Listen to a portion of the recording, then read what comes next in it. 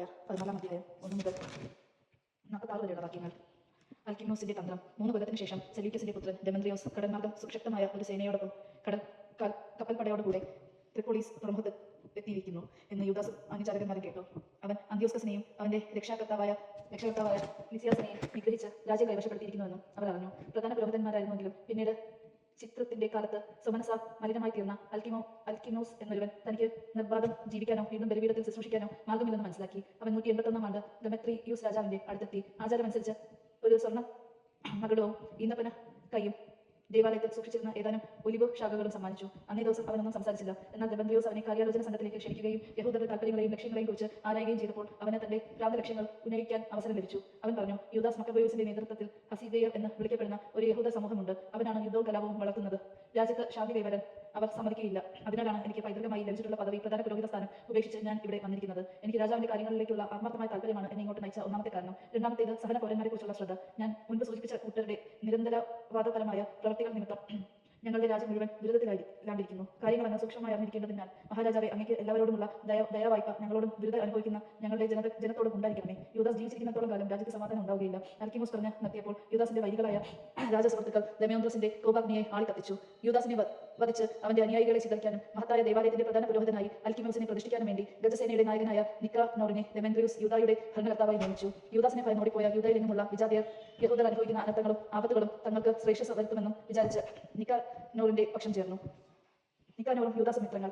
നിക്കാനോറിന്റെ വരവും വിജാതിയരുടെ ഒരുമിച്ച് കൂടലും അറിഞ്ഞ യഹൂദജനം ശിരസിൽ പൂഴി വിതറുകയും തന്റെ ജനത്തെ എന്നേക്കുമായി സ്ഥാപിച്ചവനും തന്റെ അവകാശമായ ജനത്തിന് തന്നെ വെളിപ്പെടുത്തി സദാ തുണയ്ക്കുന്നവനെയും ആയ കർത്താവിനോട് പ്രാർത്ഥിക്കുകയും ചെയ്തു. നേതാവിന്റെ കൽപ്പന അനുസരിച്ച് അവർ വേഗം പുറപ്പെട്ട് ദസാവ് എന്ന ഗ്രാമത്തിലെത്തി ശത്രുക്കളുമായി ഏറ്റുമുട്ടി. യൂദാസിന്റെ സഹോദരൻ ഷിമയോൻ നിക്കാനോറിനെ നേരിട്ടെങ്കിലും ശത്രുവിന്റെ അപ്രതീക്ഷമായ മുന്നേറ്റം അവനെ അമ്പരിപ്പിച്ച് തൽക്കാലത്തേക്ക് തടഞ്ഞു നിർത്തി. യൂദാസിന്റെയും അനുചാരകന്മാരുടെയും ധീരതയും തങ്ങളുടെ നാടിനു വേണ്ടിയുള്ള യുദ്ധത്തിൽ പ്രകടിപ്പിക്കുന്ന വീര്യവും അറിഞ്ഞ നിക്കാനോർ രക്തച്ചൊരിച്ചിലൂടെ കാര്യത്തിന് തീരുമാനമുണ്ടാക്കാൻ മടിച്ചു. സൗഹൃദ ഉടമ്പടിയായി അവർ പെസിദോസിയൂസ്, തെയോദോസ്, മത്താത്തിയോസ് എന്നിവരെ അവരുടെ അടുക്കലേക്ക് അയച്ചു. വ്യവസ്ഥകളെക്കുറിച്ച് വിശദമായി ചർച്ച ചെയ്യുന്നതിന് ശേഷം നേതാവ് സൈന്യത്തെ വിവരം ധരിപ്പിച്ചു. എല്ലാവരും ഏകാഭിപ്രായക്കാരായിരുന്നതിനാൽ ഉടമ്പടിക്ക് സമ്മതം നൽകി. അനന്തരം നേതൃസമ്മേളനത്തിന് ദിവസം നിശ്ചയിച്ചു.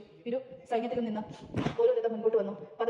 പദവിക്കത്ത ഇരിപ്പിടങ്ങൾ സജ്ജമാക്കിയിരുന്നു. ശത്രുപക്ഷത്തുനിന്ന് അപ്രതീക്ഷിതമായി വരാവുന്ന ചതിപ്രയോഗങ്ങളെ തടയാൻ മാർഗസ്ഥാനങ്ങളിൽ യൂദാസ് അധികാരികളെ നിർത്തിയിരുന്നു. സമ്മേളനം യഥോചിതം നടന്നു. നിക്കാനോർ ജെറുസലേമിൽ താമസം തുടർന്നു.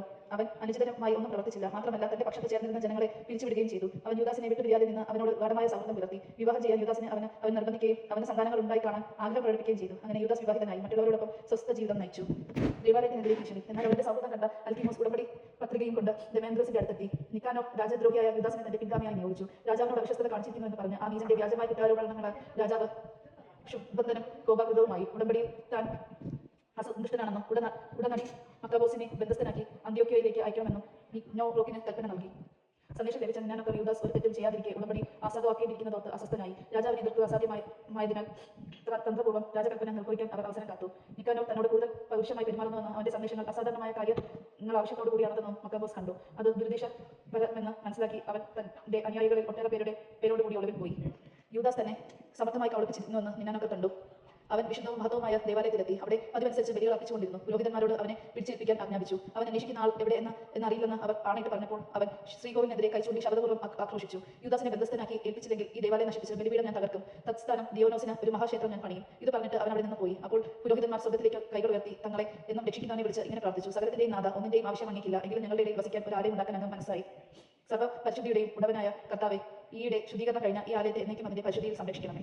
മരണം. ജെറുസലേമിലെ ശ്രേഷ്ഠന്മാരിൽ ഒരുവനും ജനസ്നേഹിയും ജനസമ്മതവും യഹൂദരുടെ പിതാവെന്ന് വിളിക്കപ്പെടുന്നവനുമായ റസീസിനെ കുറിച്ച് ശത്രുക്കൾ നിക്കാനോറിന്റെ മുൻപാകെ കുറ്റാരോപണം നടത്തി. വിജാതയുമായി ഒരു സംസർഗമില്ലാതിരുന്ന കഴിഞ്ഞ കാലത്ത് യഹൂദ വിശ്വാസത്തിന്റെ പേരിൽ കുറ്റം ചുമത്തപ്പെടുകയും യഹൂദ വിശ്വാസത്തിന് വേണ്ടി തീക്ഷ്ണതാപൂർവ്വം ശരീരവും ജീവനവും അപകടത്തിലാക്കുകയും ചെയ്തവനാണ് റാസിസ്. നിക്കാനോർ തനിക്ക് യഹൂദന്മാരോടുള്ള വെറുപ്പ് തെളിയിക്കാൻ ഇച്ഛിച്ച് 500-ലധികം പടയാളികളെ അയച്ച് റാസാസിനെ ബന്ധസ്ഥനാക്കാൻ ശ്രമിച്ചു. യഹൂദർക്ക് അത് അഗാധമാണെന്ന് അവൻ പ്രതീക്ഷിച്ചു.